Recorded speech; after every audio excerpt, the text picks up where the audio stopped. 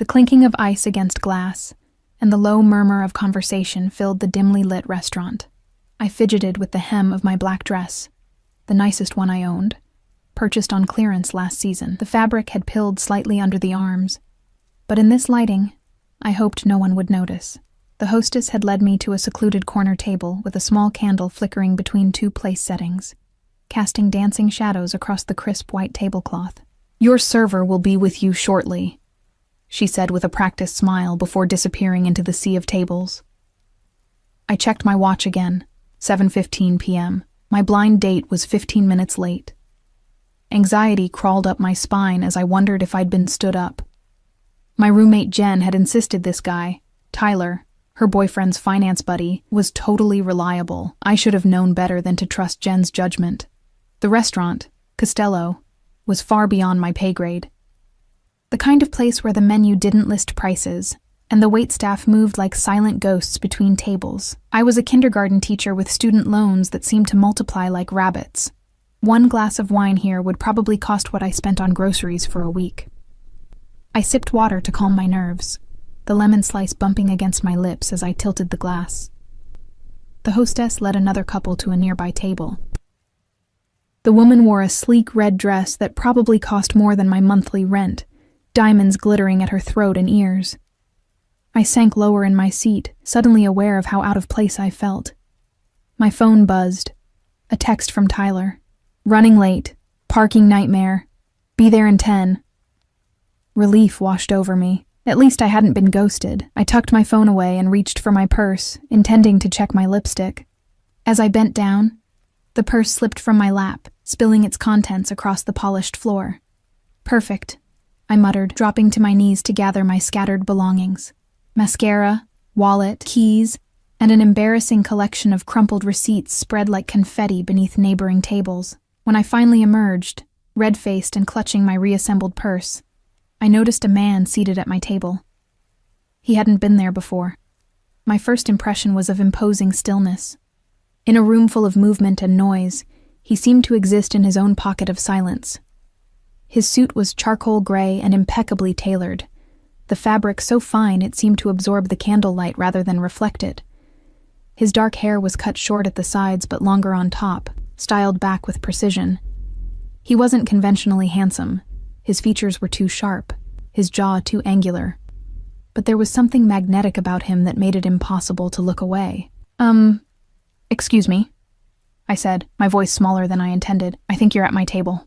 His eyes lifted to meet mine. They were a startling shade of blue, not warm like a summer sky, but cold, like the deepest part of the ocean. He didn't smile. "Am I?" His voice was low and accented, each word precisely enunciated. I clutched my purse tighter. "Yes, I've been waiting for someone. My date." His gaze flicked briefly to the empty chair across from him, then back to me. "Sit." It wasn't a request. Something in his tone made my pulse quicken, a primal warning flaring in my brain, but before I could respond, a waiter materialized beside the table.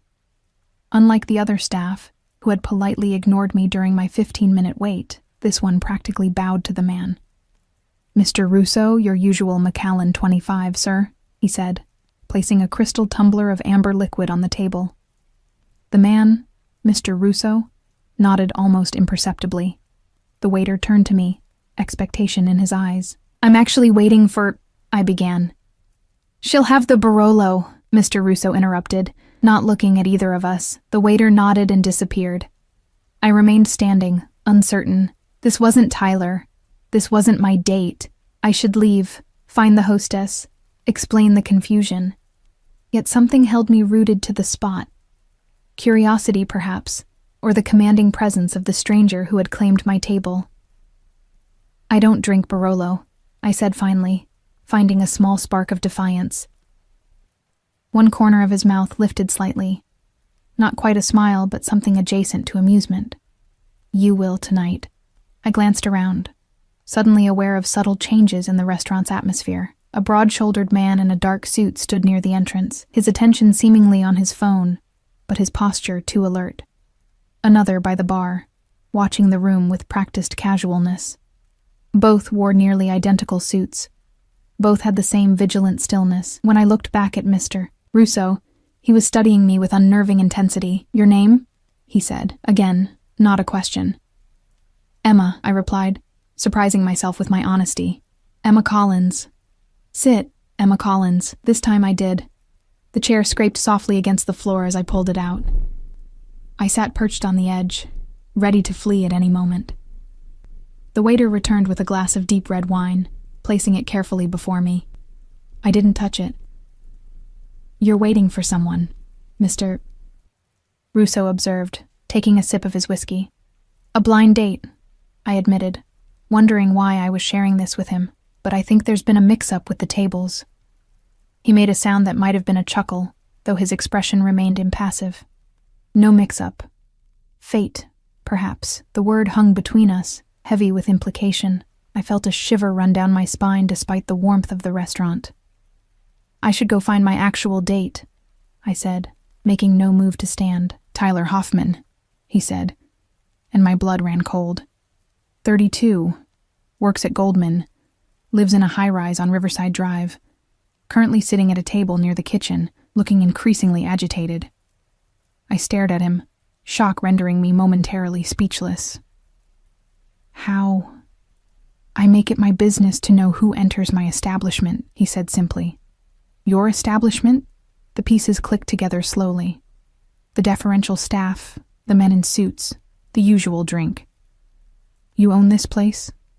Among others, the wine sat untouched before me, its color deep and rich in the candlelight. Mr. Russo watched me, waiting. The silence stretched between us, neither comfortable nor uncomfortable, simply charged with unspoken possibility. "You should try the wine," he said eventually. "It's exceptional." Against my better judgment, I lifted the glass to my lips. The wine was unlike anything I'd tasted before. Complex, velvety, with notes of cherry and spice that lingered on my tongue. "It's good," I admitted. Something like satisfaction crossed his features. I wouldn't serve anything less. My phone buzzed again. Tyler, undoubtedly wondering where I was. I should check it. I should excuse myself. I should find my actual date, the safe, normal finance guy Jen had set me up with. Instead, I took another sip of wine. "What do you do, Emma Collins?" Mr. Russo asked, his accent caressing my name in a way that made my skin warm. "I teach kindergarten," I said, feeling oddly embarrassed by the mundanity of it. He raised an eyebrow, clearly surprised. "Children. They're more honest than adults," I replied. "More genuine." "Honesty is rare," he agreed, "and valuable." Our conversation was interrupted by a commotion near the front of the restaurant. A man in a rumpled suit was arguing with the hostess, his voice rising above the gentle hum of the restaurant. "I'm meeting someone here. She's probably waiting. Emma Collins." Tyler. I shrank in my seat, mortified as heads turned toward the disturbance. Mr. Russo's expression darkened infinitesimally, and he made the slightest gesture with his hand.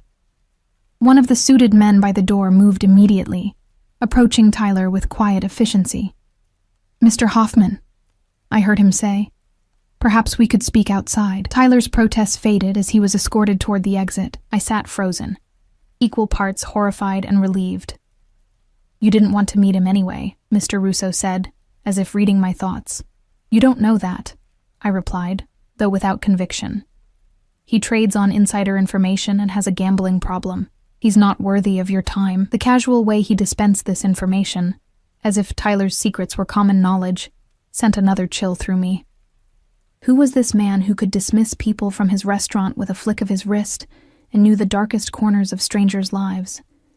"Why am I still sitting here?" I asked, more to myself than to him. His eyes held mine. "Because you're curious. Because tonight was meant to be memorable. Against all reason, I stayed." The wine disappeared, replaced without my noticing. Food arrived, dishes I hadn't ordered, but that melted on my tongue in explosions of flavor. Mr. Russo asked questions, and I answered, sharing details about my life I rarely revealed to anyone: my parents' early death, my struggle through college, my tiny apartment with the leaking faucet and temperamental radiator. In return, he offered little about himself. He'd grown up in Sicily. He had business interests across the city. He valued loyalty above all else. Each crumb of information felt significant, as if I were being granted access to something precious and rare. As the night progressed, I became increasingly aware of the way other diners watched us, with deference, curiosity, and sometimes fear. When Mr. Russo stood to use the restroom, a path cleared before him instantaneously. The staff hovered nearby, anticipating needs before they arose. "Who are you, really?" I asked when he returned, emboldened by wine and the strange intimacy of our encounter. "Someone who sees you, Emma Collins," he replied, his voice dropping to a near whisper. "Someone who recognizes value where others are blind to it." The restaurant had emptied around us, though I hadn't noticed the time passing. We were alone in our corner, the candle burned low between us. "It's late," I said, reluctance coloring my tone. "I should go." "My driver will take you home. Again. Not a request." I should have refused. I should have called a rideshare. I should have done anything but accept a ride from this mysterious, dangerous man whose name I still didn't fully know. But when he stood and offered his hand, I took it. Outside, the night air was cool against my flushed skin. A sleek black car idled at the curb, another suited man holding the door open. Mr. Russo guided me with a light touch at the small of my back. The first time he had touched me all evening, the contact sent sparks racing across my skin. "Tomorrow," he said as I slid into the plush leather back seat. 7 o'clock. I'll send a car." It wasn't a question, but for the first time, I heard the faintest hint of uncertainty in his voice, as if he recognized that this, at least, required my consent. I should have said no. I should have laughed at the presumption. I should have gone home and forgotten this strange, unsettling encounter. Instead, I heard myself say, "Tomorrow." The door closed with a soft thud. Through the tinted window, I saw Mr. Russo watching as the car pulled away from the curb. Only then did I realize I still didn't know his first name, or exactly what kind of man could command such power and fear with mere gestures. As the car glided through the nighttime streets, my phone buzzed with messages from Jen and Tyler, demanding explanations. I turned it off, closing my eyes against the neon lights of the city. Tomorrow. The word echoed in my mind like a promise, or a threat. What I didn't know then was that by sitting at the wrong table, by the simple mistake of meeting Alessio Russo, the most feared man in the city, I had inadvertently changed the course of my life forever, and there would be no going back. I barely slept that night. My apartment, which had always felt like a cozy sanctuary despite its flaws, now seemed claustrophobically small.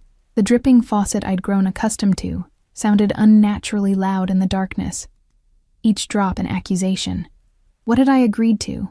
What did I know about this man beyond his commanding presence and his apparent ownership of at least one high-end restaurant? Morning brought no clarity. I went through the motions of my daily routine, brushing my teeth while staring at my reflection in the bathroom mirror. Did I look different?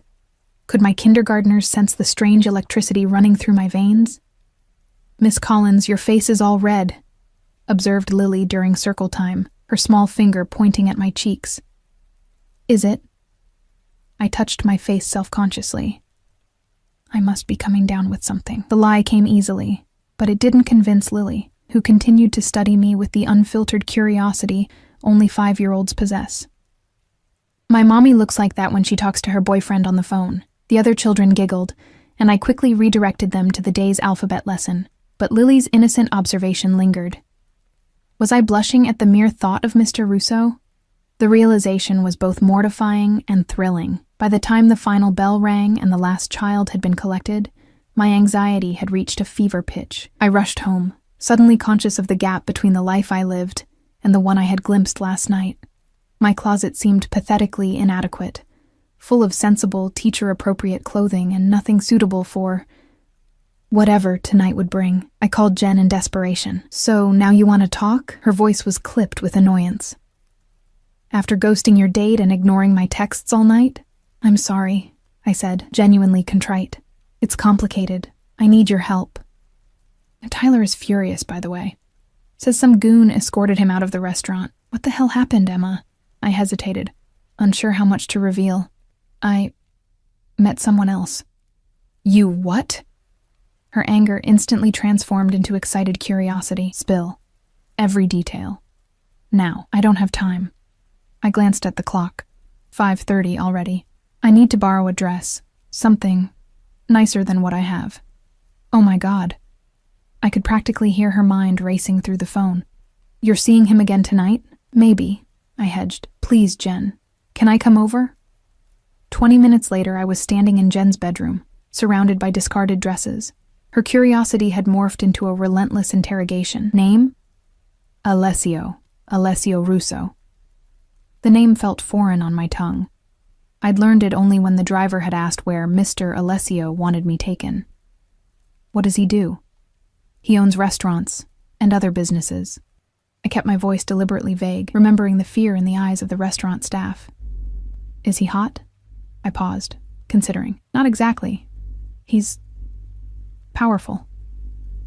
Jen raised an eyebrow. Powerful how? It's hard to explain. I slipped into a midnight blue dress she'd handed me. He just commands attention. Rich? Definitely. She zipped me up, then spun me to face her full-length mirror. The dress was simple, but elegant, with a neckline that dipped just low enough to be interesting without being inappropriate. The fabric clung to curves I usually kept hidden beneath cardigans and A-line skirts. Perfect, Jen declared. Now shoes. By 6:45, I was transformed, at least on the surface. Jen's dress, her strappy heels, her makeup expertise, and a spritz of her most expensive perfume had created a version of Emma Collins I barely recognized. But beneath the polished exterior, my heart hammered with apprehension. Text me every hour, Jen instructed as I prepared to leave. And if anything feels off, just call. I'll come get you. I nodded, though we both knew the fragile safety net of her promise would be useless against whatever force Alessio Russo represented. At precisely 7 o'clock, my phone buzzed with a text from an unknown number. Car waiting downstairs. The same sleek black vehicle from the previous night idled by the curb. The driver, a different one today, but with the same watchful stillness, opened the door without a word. I slid into the back seat, the buttery leather cool against my bare legs. Where are we going? I asked as we pulled into traffic. Mr. Russo's residence, miss. My stomach tightened. Not a restaurant or public place, but his home. The car wound through the city, eventually turning onto streets lined with mansions set back from the road. We passed through wrought iron gates that opened silently at our approach, then up a curved driveway to a house that looked more like a small castle than a residence. Stone walls rose 3 stories high, with large windows glowing warmly against the twilight. Perfectly manicured gardens stretched in every direction, and a fountain bubbled softly in the center of the circular drive. We've arrived, miss, the driver said unnecessarily, opening my door. The front entrance stood open, revealing a marble foyer with a sweeping staircase. I stepped into the grandeur hesitantly, feeling like an imposter in my borrowed finery. Emma. Alessio's voice came from my right. He emerged from what appeared to be a study, still in business attire, a navy suit that made his eyes seem even more piercingly blue. You look beautiful. Thank you, I managed, trying to disguise my awe at the surroundings. He approached, close enough that I could smell his cologne, something woodsy and expensive, but didn't touch me. Come. I thought we'd dine in the garden tonight. I followed him through the house, each room more impressive than the last. Original artwork hung on the walls. Pieces I recognized from art history classes in college, antique furniture that belonged in museums. Crystal chandeliers and marble floors and gilded mirrors that reflected our passing figures like ghosts in a palatial dream. The garden was a revelation, an intimate space enclosed by stone walls draped in climbing roses. A small table had been set for 2. Candles already lit. Wine already breathing in a crystal decanter. It was painfully romantic. Do you like it? He asked, watching my reaction closely. It's incredible, I admitted, trailing my fingers across a velvet-petaled rose. Do you live here alone? A shadow passed over his features. I have staff, of course, but yes, I live alone. He pulled out my chair and I sat, hyper-aware of his proximity. A silent server appeared with the first course. A delicate soup that tasted of summer vegetables and herbs I couldn't identify. Tell me about your day, Emma, Alessio said, his accent wrapping around my name like silk. I laughed nervously. You want to hear about 5-year-olds learning the alphabet? I want to hear about you. And so I told him about Lily's observation of my blush, about the finger-painting disaster in the art corner, about the small victories and challenges that made up my teaching day. To my surprise, he listened intently, asking questions that showed he was genuinely engaged. You love it, he observed after I described a breakthrough with a struggling student. Teaching. It's not just work for you. I do, I admitted. Children see the world with such wonder. Everything is new and possible to them, and for you. His gaze was penetrating. What seems possible? I looked around at the garden, the mansion, the man across from me. Less than yesterday, more than tomorrow. His lips curved in a rare smile. A philosopher as well as a teacher. Course followed course, each more exquisite than the last. The wine flowed freely, loosening my tongue and my inhibitions. As night fully descended, tiny lights twinkled to life in the trees and along the garden paths, creating a fairy tale ambiance. How did you know? I asked eventually, the question that had been burning in me since the previous night, that I wasn't supposed to be at your table? Alessio swirled the wine in his glass, considering. I have a regular reservation. Every Thursday, same table, no one would be seated there unless there was a mistake. And you let me stay. Why? His eyes met mine, unreadable in the candlelight. I saw something in you, something unexpected. What could possibly be unexpected to a man like you? The words slipped out before I could censor them. Instead of taking offense, he leaned forward slightly. Innocence without naivety. Strength without hardness. You wear your goodness openly, Emma. Yet you're not blind to the darkness in the world. The assessment was so intimate, so perceptive, that I felt momentarily breathless. And you? What darkness do you carry? The question hung between us, dangerous and electric. For a moment I thought he might answer truthfully, might reveal whatever lay beneath the surface of his carefully controlled exterior. But the moment passed. Would you like to see the rest of the grounds? He asked instead. We walked through gardens that seemed to unfold endlessly, each with its own character and theme. A Japanese meditation garden with a stone bridge arcing over a koi pond. A formal rose garden with pathways that formed geometric patterns. A wild, rambling section that mimicked an English cottage garden. It's like something from a dream, I said, breathing in the night-blooming jasmine that perfumed the air. Dreams can become reality with sufficient resources, Alessio replied. And determination. Is that how you built all this? Determination? His hand found the small of my back as he guided me down a narrow path. The contact, simple as it was, sent electricity up my spine. I came to this country with nothing, he said quietly. Everything I have, I've built myself. And how exactly did you build it? I pressed, emboldened by wine and the intimacy of the night. What business are you really in, Alessio? We had reached a small pavilion overlooking a reflecting pool. The moon's image rippled on the surface of the water, broken and remade with each breath of wind. You ask dangerous questions, Emma Collins. Do I have reason to be afraid of the answers? He turned to face me fully, his expression grave. Perhaps, but I think not of me. Before I could respond, the sound of approaching footsteps interrupted us. A man in a suit, one I recognized from the restaurant, appeared on the path. Mr. Russo. He spoke in Italian, rapid and urgent. Alessio responded in the same language, his tone sharp with authority. The exchange continued for several moments, tension evident in both men's postures. I stood awkwardly to the side, understanding nothing but sensing that something significant was happening. Finally, Alessio turned back to me. I apologize, Emma. There's a matter I must attend to. Is everything okay? A business concern. His expression had closed off, becoming the mask of the man I'd first met at the restaurant. Nothing for you to worry about. He escorted me back toward the house, his stride purposeful now, the leisurely exploration of the gardens forgotten.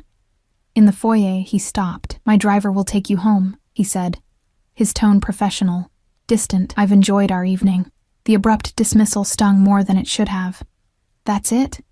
I've enjoyed our evening? Something flickered in his eyes, regret, perhaps, or frustration. Emma, it's fine. I interrupted, pride rising to mask my hurt. "Thank you for dinner. It was lovely." I turned to leave, but his hand caught my wrist, stopping me. His touch was gentle but unyielding. "Tomorrow," he said, his voice low and urgent. "There's a charity gala at the Metropolitan Museum. Come with me."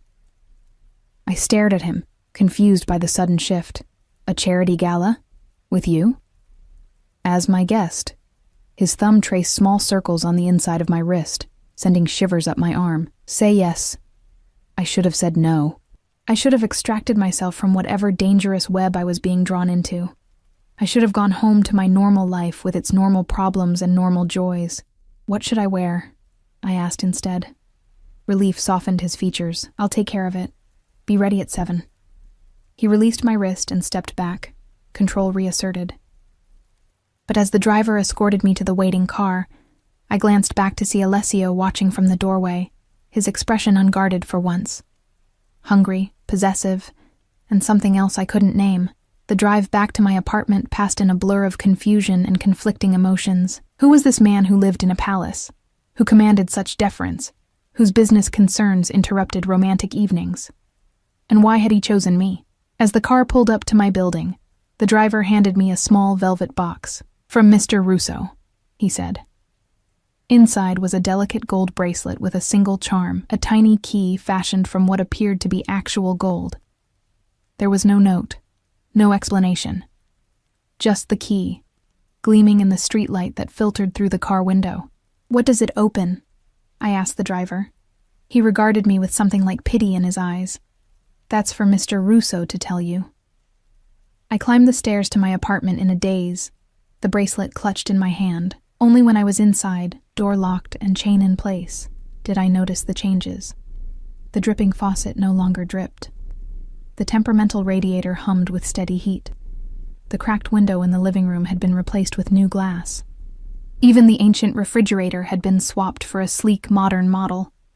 On my kitchen counter sat a single red rose in a crystal vase, with a card bearing just 2 words in elegant script. "Until tomorrow." I sank onto my sofa, the bracelet still in my hand, its golden key catching the light. What had I gotten myself into? And more troublingly, why didn't I want to escape? The package arrived at noon the next day. 2 men in black suits delivered it, one carrying the large white box, the other scanning the hallway with watchful eyes. Neither smiled when I opened the door. "From Mr. Russo," said the first man, extending the box toward me. I accepted it wordlessly, feeling the weight of whatever was inside. The men departed without another word, their footsteps echoing down the stairwell. With trembling fingers, I untied the satin ribbon. Nestled in layers of tissue paper lay a gown of such exquisite beauty that I gasped aloud. The fabric was a deep emerald green that shimmered subtly as I lifted it from the box. Silk so fine it felt like water running through my hands. The design was deceptively simple. A fitted bodice with a sweetheart neckline, thin straps, and a skirt that would undoubtedly flow like liquid when worn. Beneath the dress was another smaller box. Inside, I found emerald earrings that caught the light and refracted it into tiny rainbows on my ceiling. Real emeralds, not costume jewelry or synthetic stones, but actual gems that probably cost more than my annual salary. The implications weren't lost on me. Alessio wasn't just inviting me to a charity gala. He was marking me as his. The dress, the jewelry. These were statements of ownership as much as gifts. I should have been offended. Instead, I found myself sliding my fingers along the silken fabric, imagining his reaction when he saw me wearing it. I called in sick to work, something I'd never done before, and spent the day in a state of nervous anticipation. I soaked in a bath scented with the expensive bath oils Jen had given me last Christmas, carefully styled my hair, and applied makeup with more attention than I'd ever given it. When I finally slipped into the gown, I hardly recognized the woman in the mirror. The dress fit as if it had been made specifically for me, which I realized with a start. It probably had been. How had he known my measurements? The thought should have disturbed me, but instead sent a shiver of something like excitement down my spine. At precisely 7 o'clock, my doorbell rang. This time, Alessio himself stood in the hallway, magnificent in a perfectly tailored black tuxedo. His eyes widened almost imperceptibly when he saw me, a reaction so subtle I would have missed it if I hadn't been watching for it. "Emma," he said, his voice deeper than I remembered. "You are breathtaking." Heat rushed to my cheeks. "The dress is beautiful." "It's not the dress." He stepped into my apartment, his presence immediately filling the small space. His eyes took in the changes his people had made. The fixed faucet, the new appliances. "I see my staff took care of the issues." "You had no right," I said, finding a momentary spark of indignation. "You can't just come into my home when I'm not here and change things." Instead of being angered by my reproach, Alessio seemed pleased by it. "You're right. I apologize for the intrusion." He reached into his pocket and withdrew a small velvet pouch. "Perhaps this will serve as adequate penance."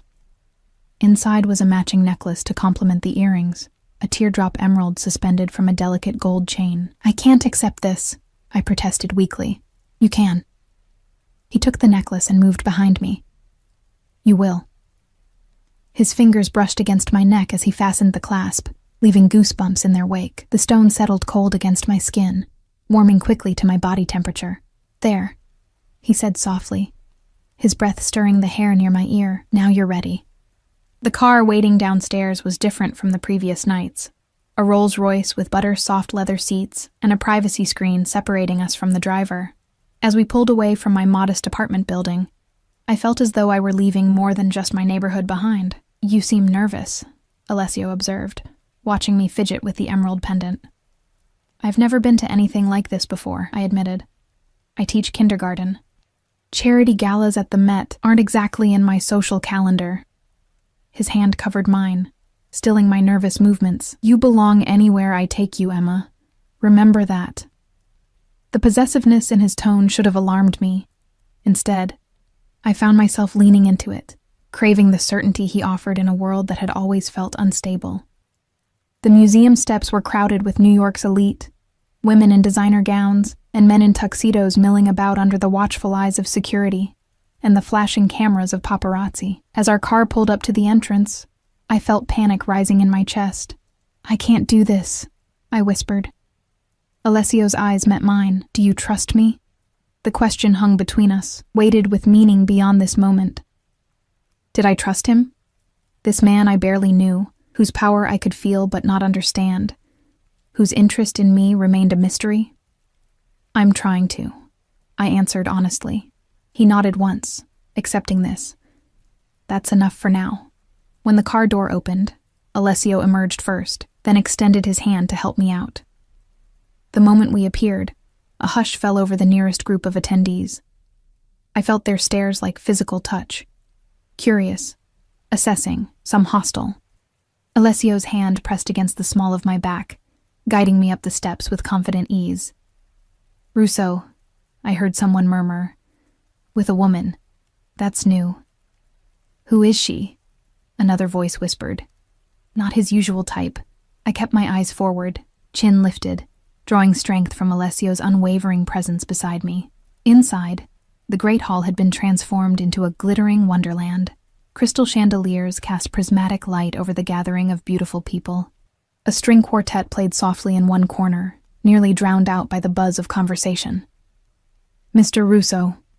A silver-haired man approached us immediately, hand extended. "We weren't sure you'd attend this year, Senator." Alessio greeted him with a nod, briefly clasping the offered hand. "May I introduce Emma Collins?" The senator's eyes assessed me quickly, a flash of curiosity quickly masked by political charm. "A pleasure, Ms. Collins. Any friend of Alessio's is a friend of mine." More introductions followed, a blur of important names and calculating gazes. A judge, a police commissioner, the owners of several prominent businesses. Each greeted Alessio with a mixture of respect and wariness that I found increasingly unsettling. "They're afraid of you," I observed quietly when we finally had a moment alone, champagne flutes in hand. Alessio's expression revealed nothing. Respect and fear often look similar from a distance, and up close. His eyes met mine, something dangerous flickering in their depths. Up close, they're both about power.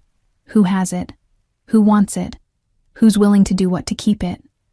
Before I could respond, a commotion near the entrance drew our attention. A group had just arrived, centered around a tall, dark-haired man whose stance radiated the same controlled power as Alessio's. Alessio's body tensed beside me, his expression hardening into something I hadn't seen before. "Interesting," he murmured, more to himself than to me. "What is?" "That Vittorio Calabresi would dare to show his face here. In my territory." The name meant nothing to me, but the cold fury in Alessio's voice sent a chill down my spine. I watched as the newcomer's eyes scanned the room, eventually landing on us. A smile spread across his face. Not warm, but predatory, and he began making his way in our direction. "Alessio," the man called, his accent thicker than Russo's. What a pleasant surprise. "Vittorio." Alessio's voice was ice. "I wasn't aware you'd received an invitation. Money opens many doors, old friend. Even yours, it seems." His gaze shifted to me, traveling down my body with insulting deliberation. "And who is this lovely creature?" Before Alessio could answer, I extended my hand. "Emma Collins." Vittorio took my fingers, bringing them to his lips. "Enchanted Bella. Tell me, how did a rose like you come to be among the thorns?" I withdrew my hand, fighting the urge to wipe it against my dress. "I'm with Alessio, so I see." His smile widened, eyes darting between us. How unexpected. The tension crackling between the two men was palpable. Around us, conversations had quieted as people sensed the brewing confrontation. "If you'll excuse us," Alessio said, his hand finding the small of my back again. "Emma and I were just leaving." "So soon?" Vittorio's mock disappointment couldn't hide his triumph at having disrupted our evening. "But the night is young, and I've only just arrived. Perhaps the lovely Emma would prefer to stay. With more entertaining company?" I felt Alessio go rigid beside me.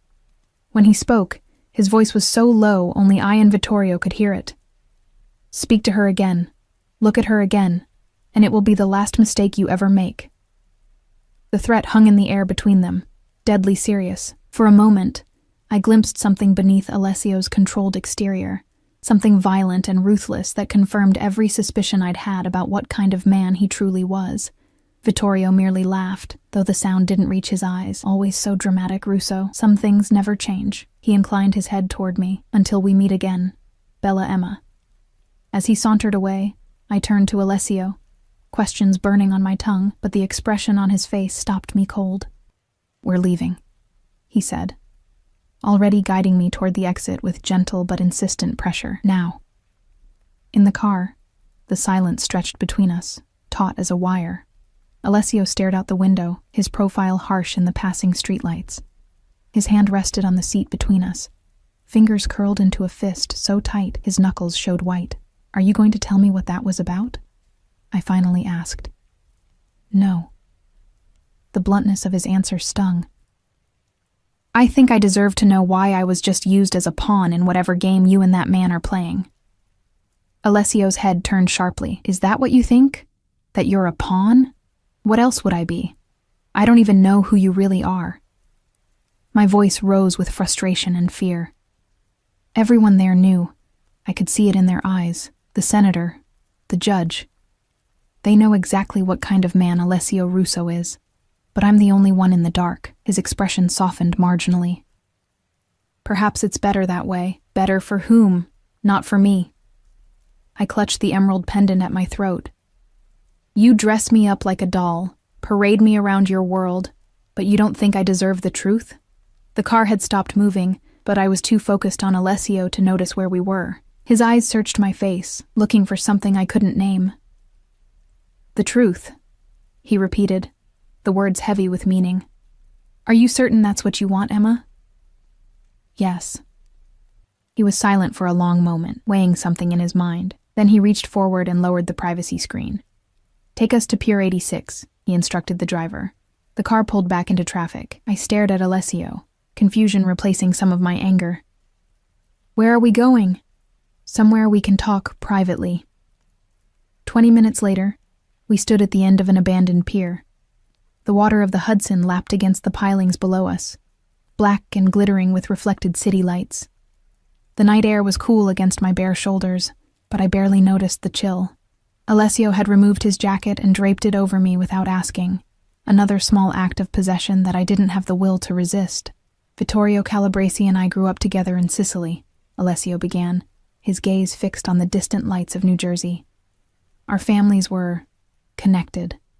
When I came to America 15 years ago, it was with his family's blessing and certain conditions. Connected how? I asked, though I was beginning to understand. His eyes met mine, unflinching. Our families controlled certain aspects of business in our region. Imports, exports, protection services.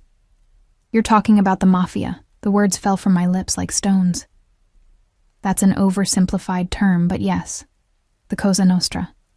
He watched my face carefully. Does that frighten you? I should have lied. I should have nodded, made my excuses, and run as far and as fast as I could. Instead, I found myself answering truthfully. Less than it should. Something like relief flickered across his features. The agreement was that I would establish myself here, in New York, and operate independently, but with ties to the old country. For years, it worked. I built my businesses, legitimate businesses, Emma, restaurants, real estate, import companies. Yes, there are other ventures that operate in gray areas, but nothing like what my father was involved in. And Vittorio?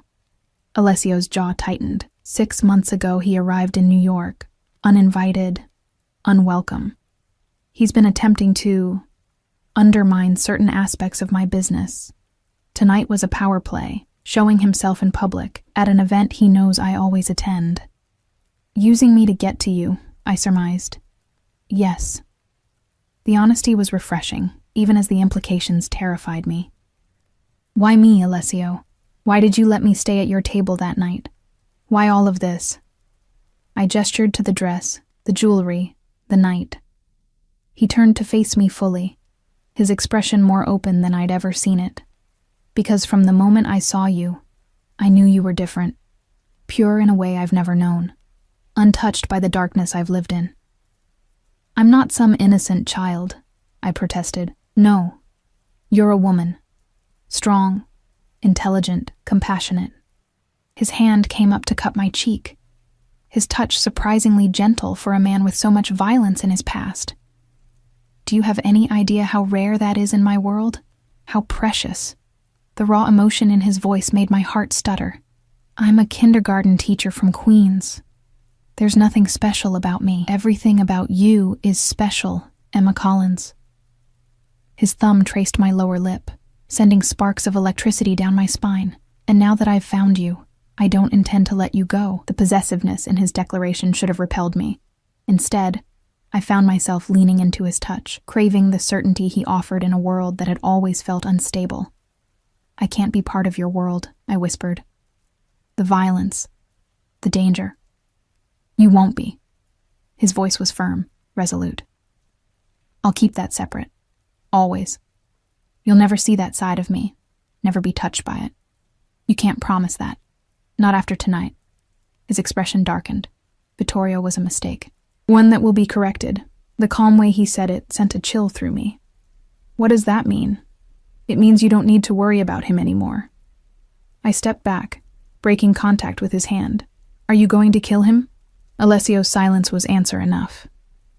I can't be with someone who solves problems that way, I said, my voice stronger than I felt. I won't. For a long moment, he said nothing, his expression unreadable in the dim light of the pier. Then, slowly, he nodded. For you, he said finally, I'll find another solution. Relief washed over me, followed immediately by the unsettling realization of what had just happened. I had somehow acquired the power to influence a man who terrified senators and judges. Come, he said, extending his hand toward me. It's getting cold.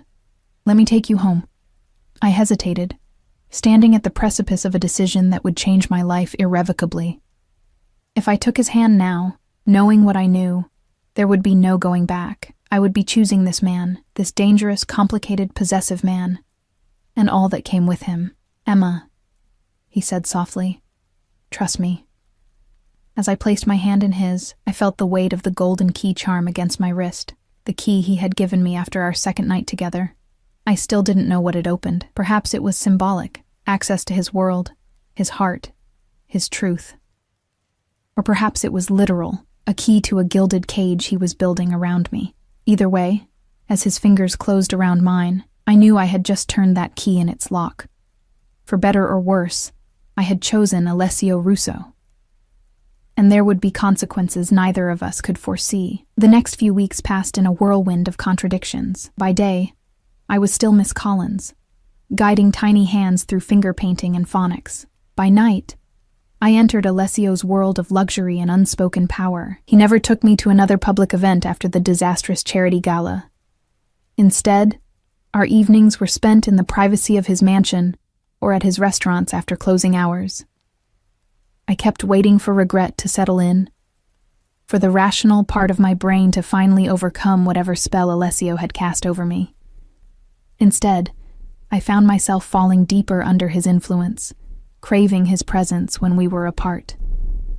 "You're different," Jen observed over coffee one Saturday morning. We'd barely seen each other since the night she'd lent me the blue dress, distracted. "And you're always checking your phone." I glanced guiltily at my cell, which I'd placed face up on the cafe table. "Sorry. Work stuff." "Bullshit." She leaned forward, lowering her voice. "It's him, isn't it? The mystery man." I couldn't suppress my smile, which was answer enough. "Oh my God." Her eyes widened.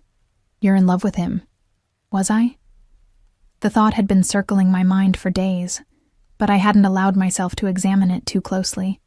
Love seemed too simple a word for what I felt for Alessio, a complex tangle of desire, fear, fascination, and something deeper that I couldn't name. "It's complicated," I said finally. "Is he married?" Jen asked, immediately jumping to the worst conclusion. "No, nothing like that." I hesitated, unsure how much to reveal. "He's just not what I expected." "In a good way?" I thought of Alessio's tenderness when we were alone. The way he listened when I spoke about my students or my dreams, how he'd kept his promise not to involve me in the darker aspects of his life. "Yes," I said, "in a good way." But even as I spoke, my phone lit up with a notification. A text from Marco, Alessio's most trusted bodyguard, who had somehow become my shadow whenever Alessio couldn't be with me himself. "In position outside. Take your time." I'd grown accustomed to the constant surveillance, telling myself it was Alessio's way of protecting me. But sometimes, in quiet moments like this, the reality of my new normal struck me with disturbing clarity. Later that evening, Alessio and I sat in his private library, a cavernous room lined with leather-bound books and warmed by a crackling fireplace. I was curled against him on a velvet sofa, his arm draped casually around my shoulders as he read through business documents. "Move in with me," he said suddenly, the words falling into the comfortable silence between us. I sat up, startled. "What?" "Move in with me," he repeated, setting aside his papers. "This house is too large for one person, and you're here most nights anyway." It was true. My tiny apartment had begun to feel like a temporary stop between visits to Alessio's world. "I can't just abandon my life," I protested weakly. "What life?" His question wasn't cruel, merely matter of fact. "Your apartment is falling apart. Your roommate is never there. You spend all your free time here. I have my job, my students." "You would still have your job." His hand found mine, fingers intertwining. "Nothing would change except your address." Everything would change, and we both knew it. Moving in with Alessio would be a public declaration of our relationship, an acknowledgement that I had accepted not just him, but everything he represented. "I need time to think about it," I said. He nodded, disappointment flickering briefly across his features, before his usual mask of control returned. "Of course." The next day, Sunday, Alessio was called away on business. I used the rare moment of freedom to visit my parents' graves, something I did every few months, though less frequently since meeting Alessio. The cemetery was peaceful, autumn leaves crunching beneath my feet as I made my way to their shared headstone. "I wish you could meet him," I said softly, placing fresh flowers in the small metal vase embedded in the ground. "I think you'd have questions." Concerns. I have them too. The stone offered no answers, just the engraved names of the two people who had loved me unconditionally. They had died in a car accident when I was 19. Long enough ago that the sharp edges of grief had softened, but recently enough that I still found myself reaching for the phone to call my mother when something significant happened in my life. He's not who you would have chosen for me, I continued. But he makes me feel safe, protected, like nothing bad could ever happen to me again. As I spoke the words, I realized their truth. Since Alessio had entered my life, the constant anxiety that had been my companion since my parents' death had receded. The fear of loss that had colored all my relationships had been replaced by a strange certainty. He won't leave me, I whispered. He won't die. He's too powerful for that. The delusion of this thought struck me even as I voiced it. No one was immune to death or disaster, perhaps especially not a man in Alessio's position. Lost in these thoughts, I didn't notice the black SUV parked near the cemetery gates until I was almost upon it. The window rolled down, revealing a face I recognized with a jolt of fear. Vittorio Calabresi. "Bella Emma," he called, his accent thick with false warmth. What a fortunate coincidence. I froze, every instinct screaming danger. There was no coincidence here. He had followed me, waited for a moment when I was alone. "Mr. Calabresi," I managed to keep my voice steady. "I was just leaving. Please, allow me to give you a ride." The rear door swung open. "I insist." The threat was implicit. I glanced around, hoping to see Marco or one of Alessio's other men, but the cemetery was deserted on this chilly Sunday afternoon. "That won't be necessary," I said, already reaching for my phone. "I have my own transportation." Before my fingers could touch my purse, a man stepped out from behind a nearby mausoleum, one of Vittorio's guards, his intention clear in his stance. "I think you misunderstand, Bella," Vittorio said, smile still in place. "This is not an invitation you can decline." My heart hammering, I calculated my options. Running would be futile. Screaming might bring help, but more likely would just accelerate whatever Vittorio had planned. "What do you want?" I asked, stalling. "Just a conversation." "About our mutual friend," he gestured to the open door. "Please, I would hate for this to become unpleasant." With no viable alternative, I slid into the back seat beside him, my body rigid with fear. The door closed with a soft click that sounded to my ears like a prison cell locking. "Relax," Vittorio said as the car pulled away from the curb. "If I wanted to hurt you, we wouldn't be having this civil conversation." "Then what do you want?" "Information." His dark eyes studied me with calculating interest. "How much has Alessio told you about his operation? About our history?" "Nothing," I lied. "We don't discuss his business." Vittorio laughed, the sound surprisingly genuine. "Ah, he plays the gentleman with you. How charming. And convenient. If you're trying to turn me against him, not at all. I simply want you to understand your situation clearly." He leaned back, watching me with something like pity. "Do you know why he chose you, Emma Collins? A kindergarten teacher with no connections, no wealth, no power?" The question echoed my own doubts, ones I'd been trying to silence since the night Alessio had first invited me to sit at his table. "He cares for me," I said, the words sounding hollow even to my own ears. "Perhaps, in his way." Vittorio's smile turned knowing. "But more importantly, you are malleable, impressionable. With no family to ask difficult questions, no connections to his world who might warn you." His words struck too close to home. I turned away, watching the unfamiliar streets pass outside the window. "Where are you taking me? Just for a drive? To finish our conversation without interruption?" He reached into his jacket pocket and withdrew a phone. My phone. He must have had it lifted from my purse without my noticing. "Ah, look. Your protector is calling." Alessio's name flashed on the screen. Vittorio let it ring, his smile widening as he watched my reaction. "He keeps you on a very short leash, doesn't he? Calls to check in, has his men follow you everywhere?" He tossed the phone onto the seat between us. "Tell me, do you ever wonder if it's not protection he's providing, but surveillance? You don't know anything about our relationship," I snapped, reaching for my phone. Vittorio caught my wrist. I know more than you think. I know that 3 months ago, Alessio received word that his enemies were looking for leverage against him. I know that the very next day, he happened to meet a beautiful, vulnerable young woman with no family ties. The implication hit me like a physical blow. You're saying he planned our meeting? That's ridiculous. I sat at his table by accident. Did you? His grip on my wrist tightened. Are you certain the hostess wasn't instructed to seat you there? That your friend's blind date suggestion wasn't arranged? Doubt crept in like poison. Could it be true? Had our entire relationship been orchestrated from the beginning?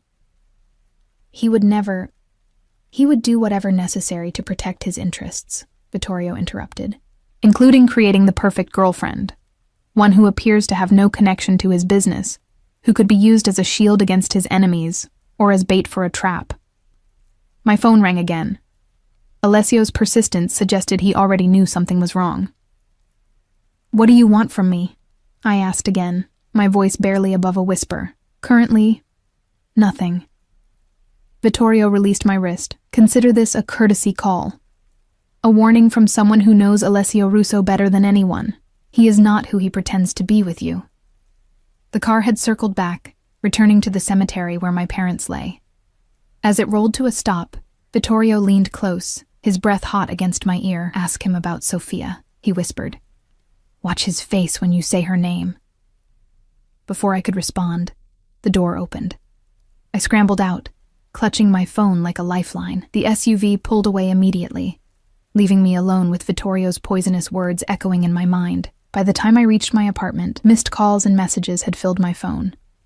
I responded to Alessio with a brief text. I'm fine, needed some time alone, but couldn't bring myself to answer when he called again. Who was Sofia? Why would her name affect Alessio? And most disturbingly, had our meeting truly been orchestrated? I spent a sleepless night turning these questions over in my mind.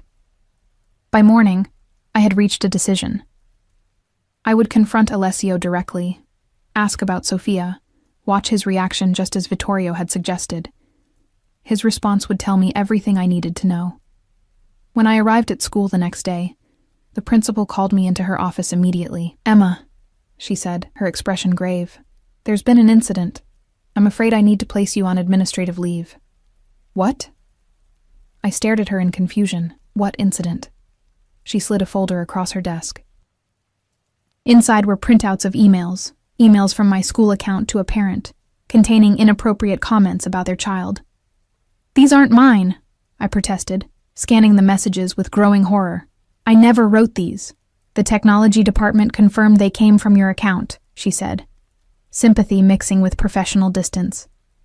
We have to investigate. It's standard procedure. I left the school in a daze, clutching the folder of fabricated evidence. This was no coincidence. It had to be connected to Vittorio, to yesterday's warning. He was showing me how easily my life could be destroyed. Or was it Alessio? A test of my loyalty, perhaps. A way to make me more dependent on him just as he'd asked me to move in. By the time I reached Alessio's mansion that evening, my confusion had hardened into determination. I needed answers, regardless of how painful they might be. Alessio met me at the door himself, concern etched into his features. Emma, where have you been? I've been worried sick. Who is Sofia? I asked without preamble. His reaction was everything Vittorio had promised.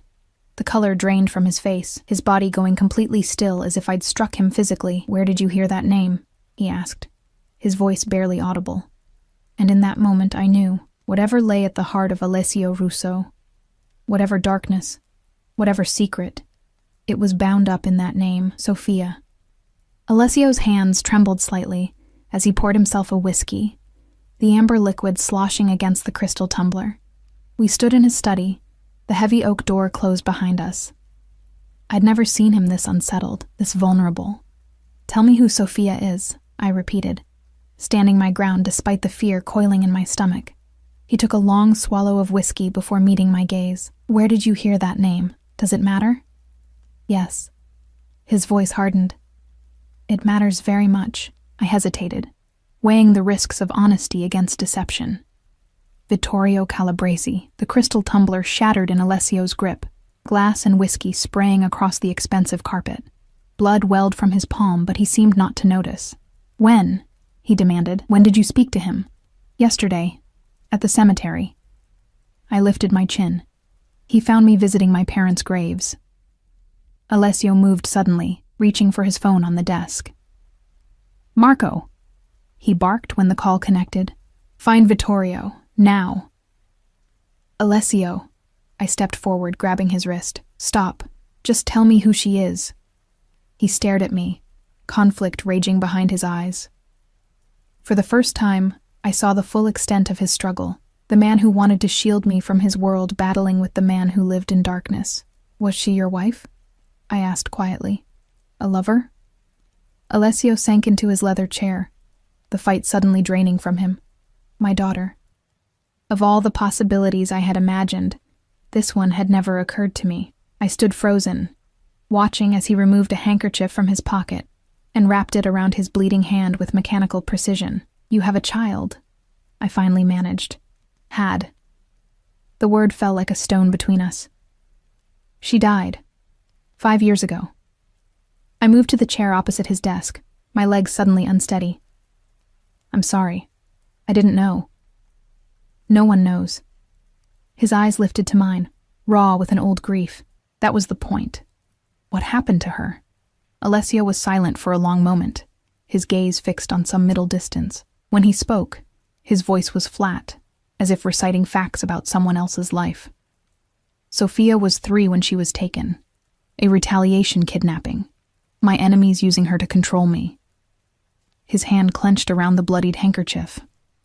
I did everything they asked, gave them territory, money, influence, but it wasn't enough. Horror crept through me as I began to understand where this story was heading. "Alessio." "I found her 2 weeks later," he continued, as if he hadn't heard me. "In an abandoned warehouse. She was already gone." Tears spilled down my cheeks, but Alessio's eyes remained dry. His grief calcified into something harder than sorrow. "After that, I erased her." His voice dropped to nearly a whisper. "Every photograph, every record, every trace that she had existed. I sold the house we'd lived in, fired the staff who had known her. I made it as if she had never been born. Why?" The question escaped before I could stop it.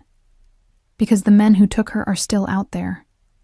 His eyes met mine, blazing with a cold fury that made me shrink back. "And when I find them, when I finally make them pay, I don't want them to know it's coming. I don't want them to have any connection between Sophia and me that might warn them." The magnitude of his pain, and his rage, stole my breath. This wasn't just grief. It was vengeance stretched across years, a purpose that had consumed him. "Sophia's mother?" I asked softly. "Died in childbirth." He closed his eyes briefly. "I raised Sophia alone. She was everything." I thought of the empty mansion with its perfect gardens, the solitary man who commanded fear and respect throughout the city. How hollow his power must have seemed in the face of such loss. "What did Vittorio tell you?" Alessio asked, his composure returning by degrees.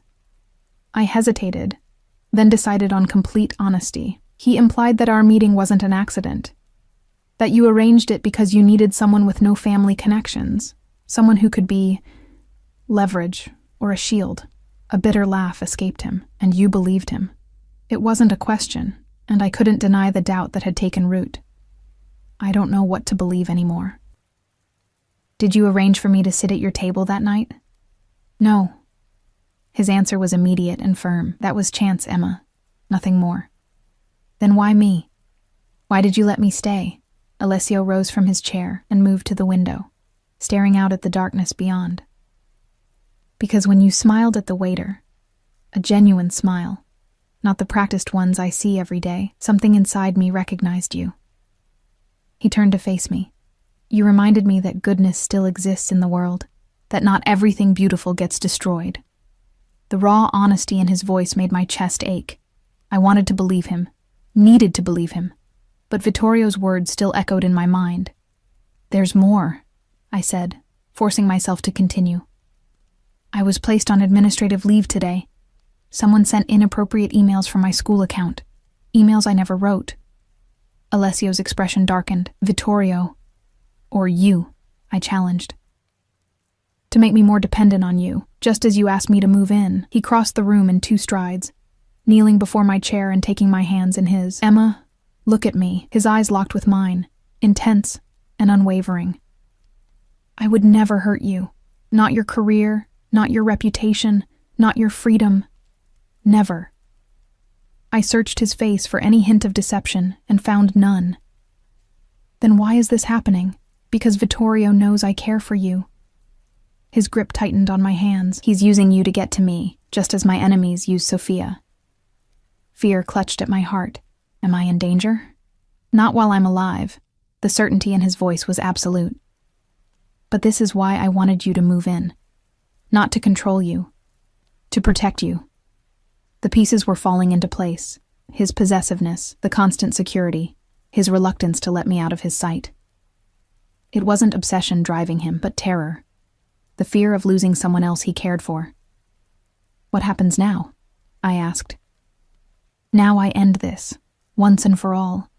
He stood, resolution hardening his features. Vittorio has crossed a line he cannot uncross. Alarm shot through me. Alessio, no, I promised you I wouldn't kill him, he interrupted. And I'll keep that promise. But he will leave New York, tonight. He will never contact you again, and he will pay for threatening what's mine. The possessiveness in his voice should have disturbed me. Instead, it offered a strange comfort, the certainty that I was valued, protected, cherished. Come with me, Alessio said suddenly. Where? There's something I need to show you. He led me through the mansion, up the grand staircase, and down a hallway I'd never explored before. At the end stood a door, simple, unadorned, unlike the ornate entrances to other rooms. Alessio withdrew a key from his pocket, identical to the charm on the bracelet he'd given me. This room has been locked for 5 years, he said quietly. No one has entered it since the day I returned to this house without her. The door swung open to reveal a child's bedroom, preserved like a time capsule. Soft pink walls, a canopy bed with fairy lights woven through the fabric, shelves lined with stuffed animals and books.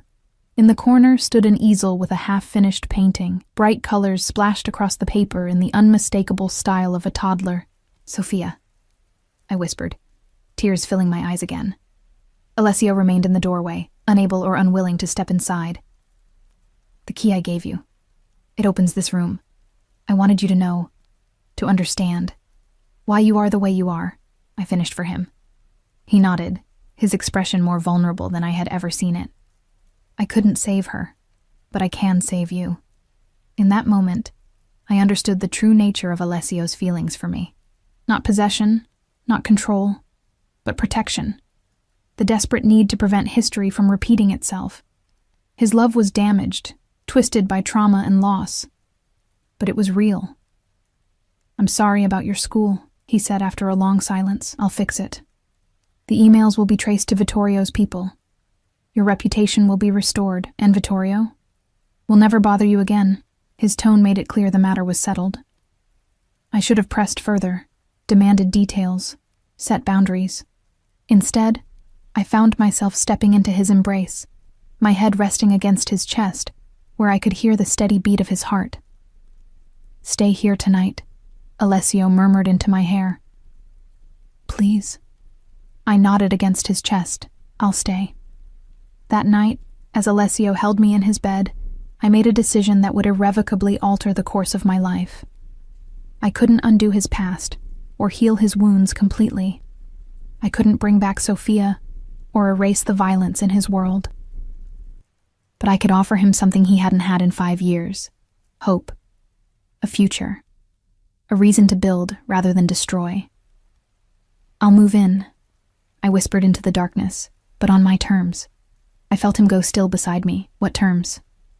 I keep my job. I keep my friends. I'm not a prisoner in a golden cage, Alessio, of course. And no more secrets. I propped myself up on one elbow, looking down at his face in the moonlight filtering through the windows. I want to know everything, the good and the bad. I can't live in the dark. He hesitated at this, conflict evident in his expression. There are things about my business, my past, that would put you in danger if you knew them. I'm already in danger, I countered. Keeping me ignorant doesn't protect me. It makes me vulnerable. Like today. Alessio considered this, his thumb tracing patterns on my bare shoulder. You're right, he admitted finally. No more secrets. I laid my head back on his chest, listening to the strong, steady rhythm of his heartbeat. And one more condition. Name it. We find a way to honor Sophia's memory. Not with vengeance, but with something good. Something she would have been proud of. His arms tightened around me, and I felt a shudder pass through his body. Silent tears at last breaking through the walls he'd built around his grief. A foundation, he said hoarsely, for children who have suffered trauma. In her name, I echoed, sealing our pact with a kiss. 3 months later, the Sophia Russo Foundation opened its doors, a bright, cheerful center where children who had experienced violence or loss could receive therapy, education, and support. Alessio stood beside me at the ribbon-cutting ceremony, his face composed, but his eyes shining with an emotion I'd rarely seen there. Pride. Vittorio Calabresi had indeed left New York, reportedly returning to Sicily under mysterious circumstances. The emails at my school had been traced to one of his associates, my reputation restored, my position secured. Alessio never told me exactly what had transpired between them, and I never asked. Some secrets were better left buried. As for us, we found our balance. I continued teaching, my students blissfully unaware that their Miss Collins went home each night to one of the most powerful men in the city. Alessio continued his business, much of which remained in shadows. But he shared what he could, trusting me with truths he had never spoken aloud before. The key charm on my bracelet remained a symbol of what we had built together. A door unlocked, a past honored but not forgotten, a future created from the ashes of tragedy. We would never have a normal relationship, not with his position, his enemies, the constant need for vigilance. But we had found something precious in each other, understanding, acceptance, a love forged in darkness, but reaching always toward the light. That night, as we stood on the balcony of what was now our home, Alessio wrapped his arms around me from behind, his chin resting on my shoulder as we gazed at the city lights below. I never believed in fate, he murmured against my ear, until you sat at the wrong table. I smiled, leaning back into his embrace, the right table, as it turns out. He turned me to face him, his eyes, those cold blue eyes that had once frightened me, now warm with an emotion I never tired of seeing. Ti amo, Emma Collins, he said softly. With everything I am, and I love you, I replied, shadows and all. As his lips met mine, I knew this was no fairy tale ending. There would be challenges ahead, dangers I couldn't foresee, compromises I would have to make. But I had chosen this life with open eyes, had chosen this complicated, damaged, fiercely loving man. And in that choice, I had found my own power, my own voice, my own unexpected destiny. Sometimes the wrong table is exactly where you're meant to be.